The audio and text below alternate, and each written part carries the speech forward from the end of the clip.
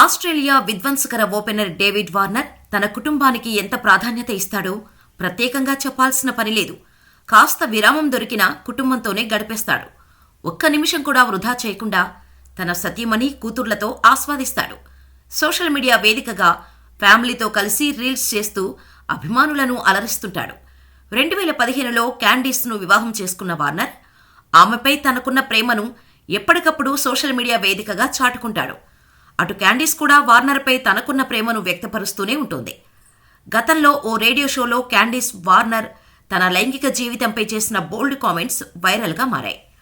పాకిస్తాన్తో జనవరి 3 నుంచి ప్రారంభం కానున్న 3వ టెస్టుతో డేవిడ్ వార్నర్ సుదీర్ఘ ఫార్మాట్కు వీడుకోలు పలకనున్నాడు.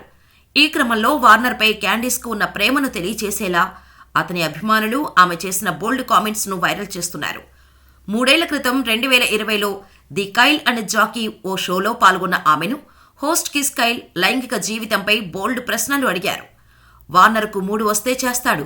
ఫుట్బాల్ ప్లేయర్లు మ్యాచ్కు ముందు సెక్స్ చేయరు. క్రికెటర్లు కూడా ఈ నిబంధనను పాటిస్తారా?